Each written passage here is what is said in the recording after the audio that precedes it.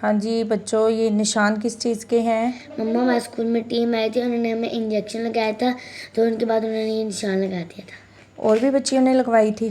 जी। सारी क्लास की बच्चियों ने? जी। कुछ जो बच्चियों के घर वालों ने रिफ्यूज़ कर दिया था, क्यों मम्मा ये नुकसानदेह है? नहीं बेटे, ये बिल्कुल भी नुकसानदेह नहीं है, बहुत अच्छी वैक्सीन है।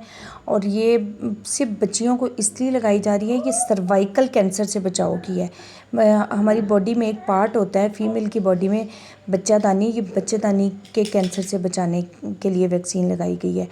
तो वीडियो बनाने का मकसद सिर्फ़ और सिर्फ ये है कि अल्हम्दुलिल्लाह मैंने अपनी बच्चियों को वैक्सीनेशन करवा ली है। खुदारा आप ये गलती मत करें, सोशल मीडिया की झूठी वीडियोस पे आप लोग ना जाएं। ये सिर्फ़ और सिर्फ नेगेटिविटी और अपने व्यूज़ बढ़ाने के चक्कर में ये वीडियोस बनाई जा रही हैं, इससे हकीकत का कोई ताल्लुक़ नहीं है।